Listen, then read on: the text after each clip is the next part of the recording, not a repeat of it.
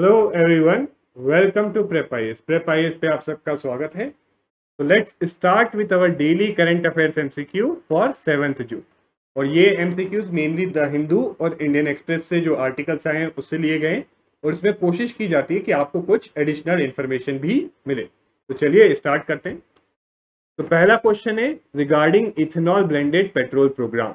Okay, अगर आपको इसको आंसर करना है या किसी भी क्वेश्चन को आंसर करना है तो जैसे ही आपको क्वेश्चन अपियर होता है you can pause it and try to answer it, और फिर आप अनपॉज करके उसका एक्सप्लेनेशन देख सकते हैं।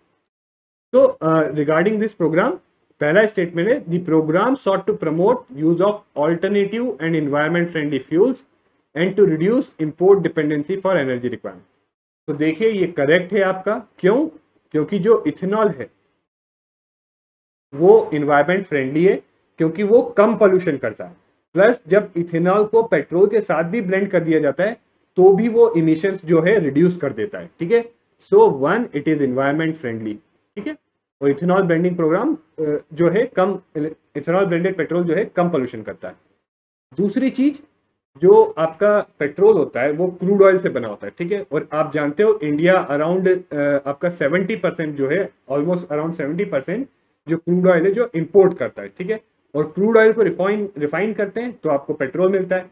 तो अगर पेट्रोल की रिक्वायरमेंट कम होगी तो क्रूड ऑयल की रिक्वायरमेंट कम होगी, और क्रूड ऑयल की रिक्वायरमेंट कम होगी तो इंडिया का import dependence for energy requirement भी कम हो जाएगा। ठीक है, now second statement is also correct that this program is launched for whole of India except Union Territories of Andaman and Nicobar and Lakshadweep Island, और वहां पे जो है अभी जो है 10% तक ही होता है। अब यहाँ पर मैं आपको जरा टारगेट्स बता देता हूँ। देखिए टारगेट्स इसके हैं कि 10% अचीव करना है 2022 तक।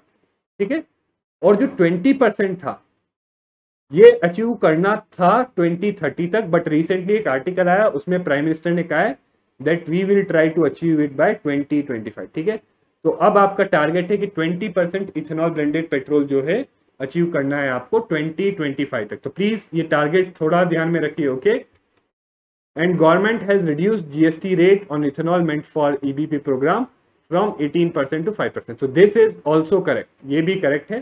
कुछ भी ऐसी चीज होती है जिसको गवर्नमेंट प्रमोट करना चाहती है उस पर गवर्नमेंट हमेशा टैक्स कम कर देती है। ठीक है, तो all the three statements are correct, the answer is D. Now next question, again आपको आंसर करना है तो आप पॉज कर सकते हो, try to answer it, and then उसके बाद अनपॉज करके आप इसका एक्सप्लेनेशन देख सकते हो। Now consider the following statements regarding production linked scheme PLI scheme for telecom sector. ठीक है, तो before we move see this answer let me tell you few things about PLI scheme कि PLI स्कीम है क्या। तो basically देखिए ये एक स्कीम है जिसका ऑब्जेक्टिव ये है कि ऐसी चीजें इंडिया में मैन्युफैक्चरिंग उनकी प्रमोट की जाए, ऐसी चीजों की जो यहाँ पे मैन्युफैक्चर नहीं होती और जिसको इंडिया इंपोर्ट करता है। तो basically it aims to make India आत्मनिर्भर in manufacturing of those manufactured items which India imports. ठीक है, और ये 13 सेक्टर्स के लिए लॉन्च है। कौन से 13 सेक्टर्स है that I will show you. और अंडर दिस स्कीम ये है कि एक बेस ईयर के ऊपर एक बेस ईयर सेट कर देते हैं, उसमें देखते हैं कि आपने इतना जो है आपने प्रोडक्शन किया है और आपने इतना सेल किया है गुड। अब इसके ऊपर जो भी इंक्रीमेंटल होगा, एक थ्रेशोल्ड के ऊपर जो भी इंक्रीमेंटल सेल किया जाएगा उस पे जो है गवर्नमेंट उन मैन्युफैक्चरर्स को जो भी करेगा उनको इंसेंटिव देगी।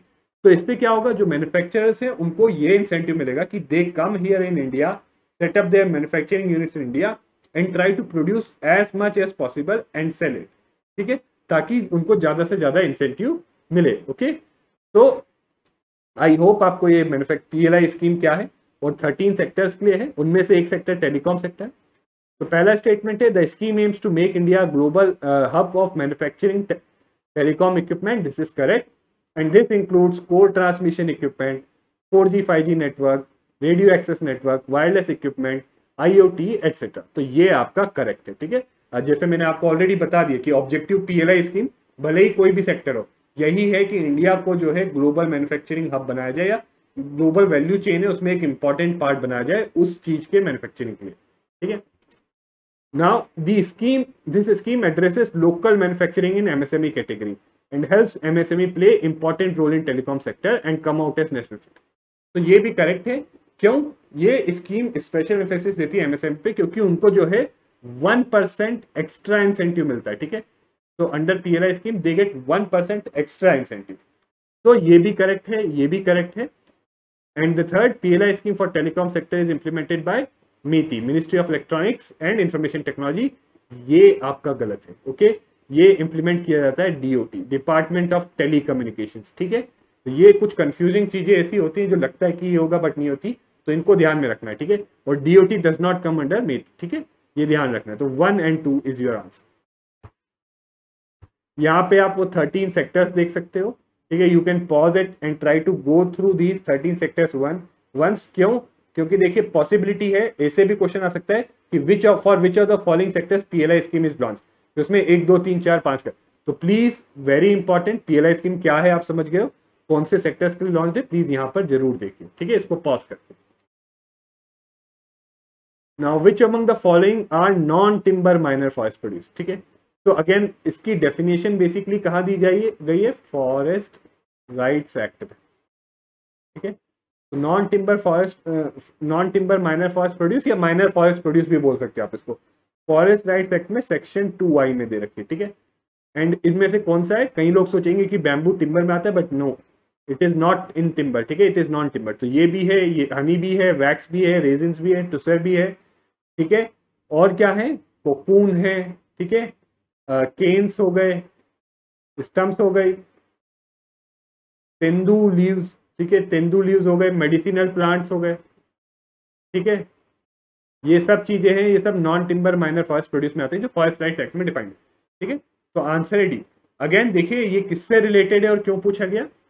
तो बेसिकली देखिए ट्राइबल्स जो है, एक आर्टिकल आया था जिसमें ट्राइबल्स को जो है इनके माइनर फॉरेस्ट प्रोड्यूस के लिए जो है प्रॉपर वैल्यू नहीं मिलती, पैसा नहीं मिल रहा। और देखिए ट्राइबल्स मेनली जो है इन्हीं पे डिपेंड करते हैं फॉर देयर इनकम, ठीक है। इनफैक्ट एक चीज मैं आपको बताऊंगा, गवर्नमेंट ने लॉन्च की है वन धन स्कीम, ठीक है, या वन धन योजना। और इसका 2 की इम्फेसिस है, ये चाहता है कि it aims to increase the income of tribal, कि माइनर फॉरेस्ट प्रोड्यूस बेच के जो ट्राइबल्स को पैसा मिले वो बढ़े। तो कैसे करेगा, पहली चीज तो वैल्यू एडिशन, कि जो भी ये लाते हैं उनको वैल्यू एडिशन किया जाए, प्रॉपर्ली पैकिंग किया जाए, या कुछ प्रोसेसिंग किया जा सकता है तो वो किया जाए। और दूसरी चीज जो है उसकी मार्केटिंग की जाए, ताकि ज्यादा से ज्यादा लोगों में वो बिके और ज्यादा ब्रांड वैल्यू बने उसकी, ठीक है। और ये कौन सी एजेंसी कर रही है, ट्राइफेड, ठीक है, ट्राइफेड इंप्लीमेंट कर रही है इसको। तो TRIFED is the implementing agency, ठीक है। तो चलिए अगला देखते हैं हम। Consider the following regarding national population register, okay, ये भी रिसेंटली न्यूज में आया था आपको। तो it is a list of usual residents of the country. तो देखिए अगेन आपको ये करना है, तो you can pause it and then try to answer it, ठीक है। तो यहाँ पर देखिए ये करेक्ट है। और यूजुअल रेसिडेंस मीन समवन जो 6 मंथ्स के लिए होता है, 6 मंथ्स के लिए जो है रिसाइड कर रहा है किसी लोकल एरिया में और intents to reside, okay. Just a second. तो list of usual residents of the country जो 6 मंथ्स के लिए रह रहे हैं या 6 मंथ से ज्यादा, ठीक है। Now it is not mandatory for every usual resident of India to register in NPR. तो ये स्टेटमेंट गलत है। एनपीआर में रजिस्टर करना मैंडेटरी है, please keep this in mind. NPR में हर कोई जो यूजुअल रेसिडेंट है इंडिया का उसको रजिस्टर करना मैंडेटरी है, तो ये गलत है, ये सही है, ठीक है। NPR is being prepared under the provision of citizenship act 1955, yes this is correct. इसके साथ साथ आप बोल सकते हो citizenship this plus citizenship rules 2003। तो इन दोनों के प्रोविजंस के अंदर जो आपका है नेशनल पॉपुलेशन रजिस्टर प्रिपेयर किया जा रहा है, ठीक है। तो आपका 1 करेक्ट है, 3 करेक्ट है, 2 इनकरेक्ट है। Now NPR will collect only demographic data. Now एक चीज देखिए, जब भी मैं हमेशा बोलता हूँ ओनली या इस टाइप के वर्ड्स देखते हो तो थोड़ा केयरफुल हो जाइए, ठीक है। ये गलत है, क्यों? क्योंकि डेमोग्राफिक प्लस बायोमेट्रिक दोनों डेटा स्टोर करता है, ठीक है, बायोमेट्रिक डेटा। तो आपका ये गलत है, तो आंसर हो गया आपका 1 and 3, ओके। अब लास्ट क्वेश्चन देखते हैं। Consider the following statements regarding education ministries performance grading index 2019-20, ठीक है।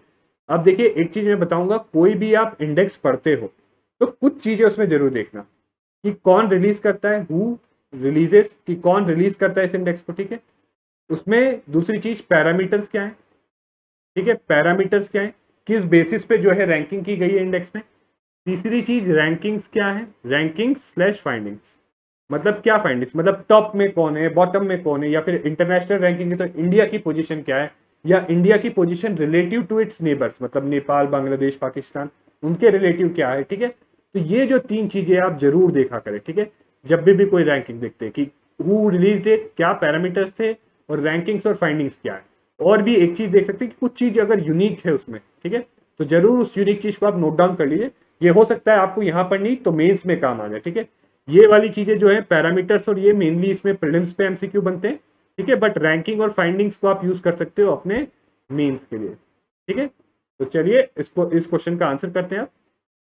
Now index monitors the progress that states and UTs have made in school education, this is correct, school education के लिए ही index है ये, with regard to learning outcomes, access and equity, infrastructure facilities, ये correct है, ठीक है। और एक और है गवर्नेंस एंड मैनेजमेंट, ठीक है। तो 4 पैरामीटर्स, तो ये करेक्ट है आपका 1, ठीक है, 1 is correct. Second is Gujarat has the highest score of 929 out of 1000। तो देखिए अगेन जैसे मैं बोलता हूँ टॉप में कौन है, टॉप में है पंजाब, ठीक है, और पंजाब का हाईएस्ट स्कोर है, नॉट गुजरात का नहीं, ठीक है।